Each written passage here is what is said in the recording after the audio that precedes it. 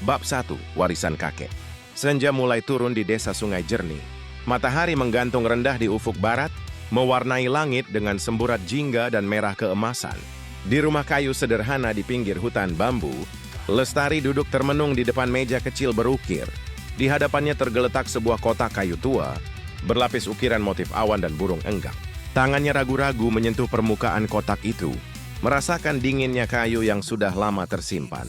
Ada sesuatu dalam kotak ini yang ditinggalkan almarhum kakeknya, Datuk Marzuki, lelaki bijaksana yang selalu bercerita tentang legenda-legenda lama sebelum tidur.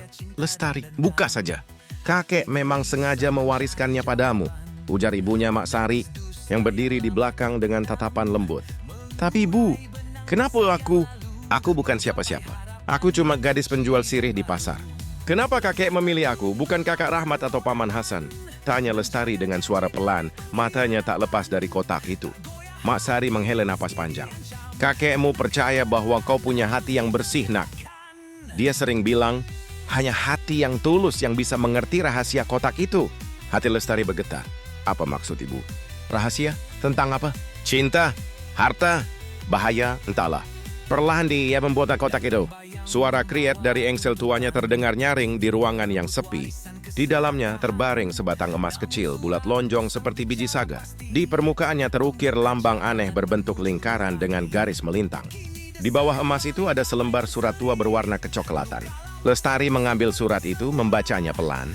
Emas ini bukan sekadar logam mulia. Yesia menyimpan rahasia tentang cinta sejati. Hanya yang berhati tulus mampu menemukan makna di balik sinarnya. Jangan serahkan kepada tangan yang tamak atau bencana akan datang. Lestari menatap ibunya, wajahnya penuh tanya. Ibu, apa maksudnya ini? Cinta sejati? Rahasia? Ini seperti cerita dongeng saja.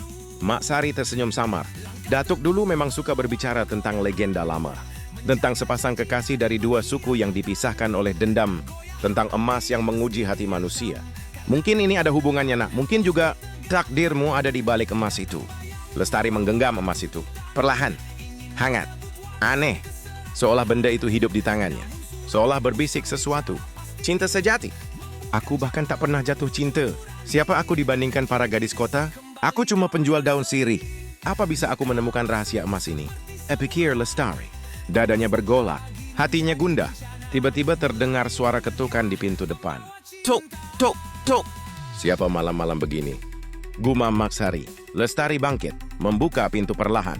Di luar berdiri seorang pemuda asing, berjaket kulit dan tas ransel besar di punggungnya. Wajahnya lelah, tapi sorot matanya hangat. Permisi. Maaf mengganggu. Nama saya Arga. Saya arkeolog dari kota. Saya dengar seseorang di desa ini menyimpan emas kuno. Desa ini menyimpan emas kuno. Bolehkah saya melihatnya? Tanyanya ramah. Lestari terdiam. Jantungnya berdetak cepat. Siapa lelaki ini? Mengapa ia tahu soal emas kakek? Apa dia bisa dipercaya? Emas itu warisan kakekku, jawab Lestari pelan. Kenapa kau mencarinya? Arga tersenyum tipis. Karena ada legenda rambah hilir kuno yang selama ini saya teliti. Tentang emas pembawa cinta. Emas yang katanya menguji hati manusia. Lestari menggenggam emas di tangannya lebih erat. Ia menatap Arga dalam-dalam. Apakah ini permulaan takdirku? Apakah lelaki ini membawa kunci rahasia emas ini? Atau justru membawa bahaya? Ya, pikirnya gelisah. Mak Sari melirik putrinya, lalu bicara pelan. Kau harus hati-hati, Lestari. Jangan mudah percaya. Emas itu mungkin membawa lebih dari sekadar rahasia. Bisa saja membawa musibah. Arga menghela napas. Saya tak bermaksud jahat.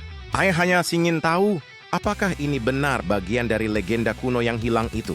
Karena kalau iya, bisa saja ini jalan untuk menyelamatkan sejarah atau menyelamatkan seseorang. Lestari terpaku. Kata-kata Arga menggema di kepalanya. Menyelamatkan seseorang? Siapa? Kenapa? Apa aku bagian dari itu?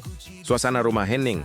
Hanya suara desir angin malam yang terdengar, membawa aroma tanah basah dan bambu. Lestari akhirnya bicara. Baiklah, aku akan tunjukkan emas ini. Tapi hanya kalau kau mau berjanji. Jangan serakah. Jangan bohong.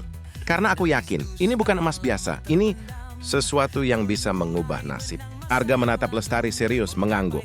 Aku berjanji. Dalam hatinya, Lestari berbisik lirih. Kakek, kalau ini jalan takdirku, lindungilah aku. Semalam itu pun menjadi awal dari petualangan. Besar akan mengubah hidup mereka selamanya. Bersambung ke bab 2.